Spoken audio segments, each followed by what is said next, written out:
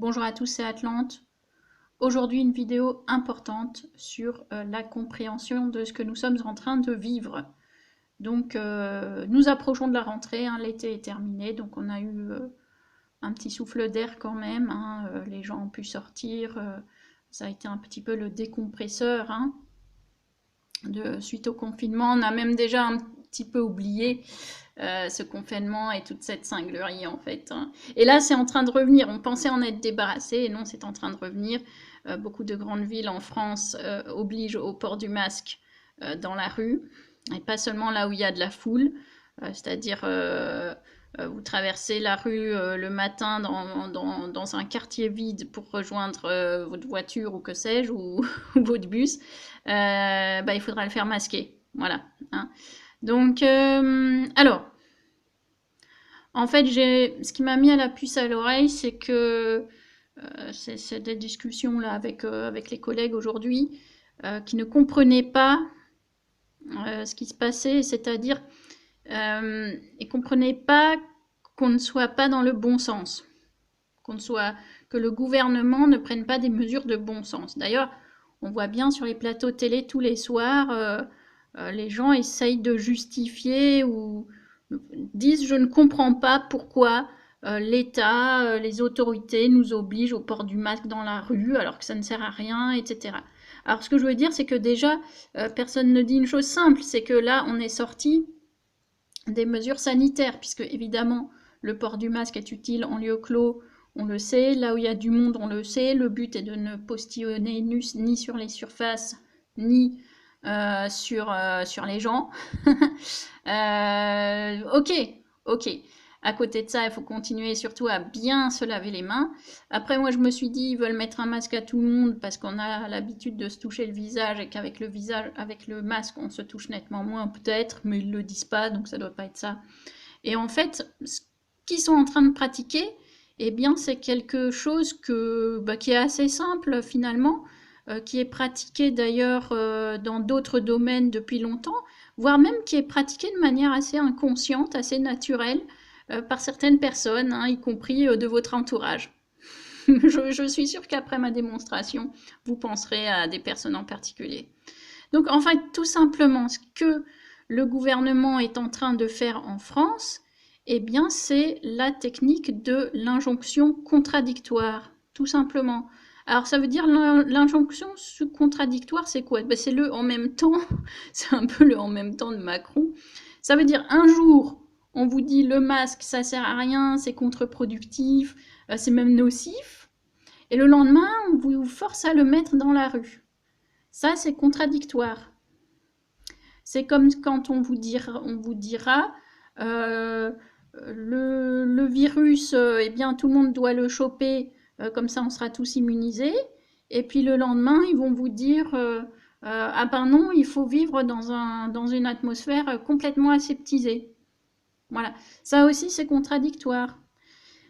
Tous les soirs, sur les plateaux de télé, on a des médecins qui disent des choses contraires. Alors on va dire oui, c'est le débat public, etc.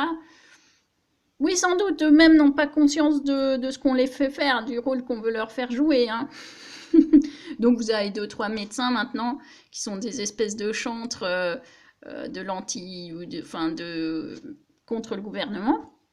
D'ailleurs, c'était assez intéressant, le professeur Combe hier a bien parlé de distanciation physique, et il a bien raison, et d'ailleurs c'était sémantiquement un signe de reconnaissance de résistants, parce que le terme distanciation sociale n'a pas lieu d'être ici dans un cas sanitaire. Quand on dit distanciation sociale, ça veut dire je me distancie socialement. Or là, d'un point de vue sanitaire, on ne parle pas de se distancer humainement, socialement, hein. On ne demande pas aux gens de ne plus s'appeler par téléphone, parce que la distance sociale, ça peut aussi être ne plus s'appeler par téléphone. Ça, c'est de la distance sociale. Je mets de la distance amicale, etc. Comment dire, tout ce qui est affectif envers d'autres personnes, je mets de la distance, ça c'est de la distanciation sociale. Or, si on est dans un contexte sanitaire, on parle plutôt de distanciation physique. D'accord? Bon. Donc, effectivement, cette histoire de médecins sur tous les plateaux de télé, le Mégarban, là, il y a Il y a quatre, voilà, on commence à bien les connaître. On a l'impression que c'est nos potes. Catherine Hill, voilà, qui dit la même chose. D'ailleurs, souvent, en fait, ils se rejoignent, en fait. Hein. Quand vous écoutez bien profondément ce qu'ils disent, la vérité, c'est qu'ils se rejoignent. C'est-à-dire, ils sont contre ce qui se passe. Par contre, voilà, là où je voulais en venir, c'est que ils ne prononcent pas la chose essentielle à dire aux gens. C'est-à-dire que là, tout ce qui tourne autour du masque aujourd'hui, est sorti du contexte sanitaire. Ce ne sont plus des mesures sanitaires. Là, pour le coup, ce sont des mesures de distanciation sociale et donc de distanciation citoyenne même, si on veut. Donc, voilà, donc j'en reviens aux injonctions contradictoires. Donc, dire aux gens maintenant, vous devez tous porter un masque. Limite, bientôt, ce sera même quand vous êtes chez vous. Parce que finalement, si on est toute une smala à la maison, pourquoi finalement se postionnerait dessus, quoi? C'est débile. Puis au restaurant aussi, hein. Je veux dire, les Covid parties dans les restaurants tous les midis, c'est folklore, et tous les soirs. Mais bon, c'est que, comme on dit certains, le virus vient à 23h01 à Marseille. Bon, bref, passons. Donc, l'injonction contradictoire. Quel est son but? Quel est l'objectif d'utiliser cette technique finalement? Parce que c'est pas gratuit, c'est pas comme ça, etc. Eh bien, c'est simple. C'est de semer le doute et le trouble dans le cerveau des personnes, donc qui sont les réceptacles de ces injonctions, donc nous. Et ça marche puisque effectivement, je vois le doute, le trouble et, mot-clé, la confusion dans les personnes de notre entourage. Donc, ça crée dans le cerveau, dans les impressions, dans le comportement, un changement inhabituel. Et ça peut, selon les personnes, alors les unes vont réagir par, comment dire, la peur. Hein, beaucoup, j'en connais, hein, qui sont littéralement maintenant dans la peur. D'autres vont être dans une espèce de frustration, de ne pas comprendre, de ne pas avoir de prise sur ce qui se passe, etc. D'autres vont devenir agressifs. Hein, je pense à la boulangerie ce matin où on m'a regardé de travers parce qu'en faisant la queue à l'extérieur, je ne portais pas le masque. Voilà. Tout ce type de comportements, finalement, qui sont des comportements asociaux et des comportements anormaux ou inhabituels dans la société dans laquelle nous vivons. Voilà. Alors, pour le pouvoir, quel est l'intérêt de faire ça? Eh bien, là encore, il ne faut pas chercher bien loin. Avant le Covid, il y avait des manifestations monstres en France, hein, une révolte fiscale, une révolte sociale, une révolte syndicale. Donc, des nouvelles révoltes sont annoncées pour la rentrée.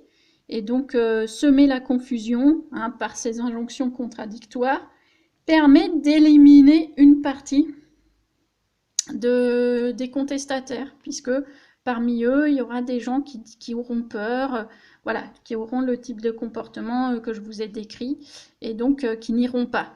Voilà, donc c'est tout, c'est simplement pragmatique. Par contre, c'est tout de même toute la population qui subit cette technique, et puis les séquelles psychosociales, mentales, psychologiques sont durables. C'est ça qui est très très inquiétant, c'est que les séquelles psychopathologiques peuvent être durables, individuellement et collectivement. Donc, véritablement, ce que fait le gouvernement, c'est jouer avec le feu. C'est jouer avec le feu. Donc, en vérité, c'est extrêmement grave. Maintenant, la solution, eh bien, j'allais dire, c'est d'être comme moi, quelque part, comprendre, c'est s'apaiser. Parce qu'à partir du moment où on a compris, on n'est plus dans une espèce de contestation débile et stérile. C'est-à-dire, moi, demain, je vais mettre mon masque comme une cloche, hein, mais ça fait pas de moi une personne docile et un mouton. Voilà, ça c'est l'attitude que j'adopte. Ok, moi j'ai pas envie de payer 135 €, basta. Par contre, à l'intérieur, pour l'instant, on peut pas encore entrer dans mon cerveau. Bon, on peut regarder mes vidéos, c'est un peu kiff-kiff. Mais voilà, donc j'incite à garder nos esprits, hein, et puis à ne surtout pas rentrer dans cette distanciation sociale, il faut rester au contraire bien en contact tout le temps. Voilà, donc ce qu'ils sont en train de faire, c'est ça, c'est tout, ça va pas plus loin. Faut pas dire je comprends pas, gna gna gna. Voilà, grâce à cette vidéo, je l'espère, vous aurez compris, réécoutez-la, sinon ils pratiquent l'injonction contradictoire pour semer la confusion et pour nous affaiblir dans nos velléités. Alors, d'ailleurs, je disais ça, c'est pratiqué très couramment en entreprise, de manière inconsciente et tout à fait naturelle. Hein. Vous avez des tyrans d'entreprise qui font ça, des managers, là, les petits chefs, etc.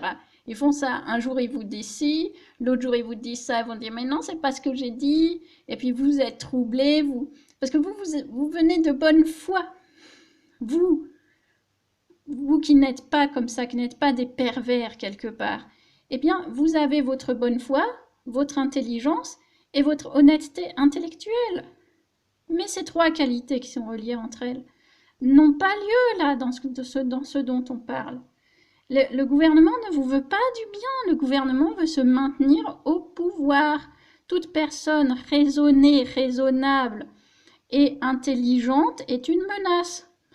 Sale temps pour les gens intelligents d'ailleurs. Mais bon, je dis quand même, ici dans le cas, l'intelligence est une chance, donc écoutez bien, restez calme, restez serein, et puis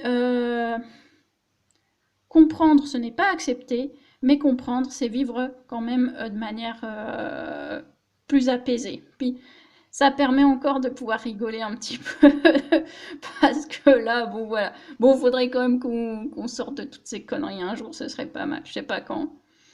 Mais bon, en tout cas, allez, moi je vais sortir, donc je vais mettre mon masque chinois. Là, j'ai du mal à une main. Vaut mieux être valide. Hein. Je vais mettre mon masque. Je vais mettre mon masque chinois. Voilà. Allez, salut!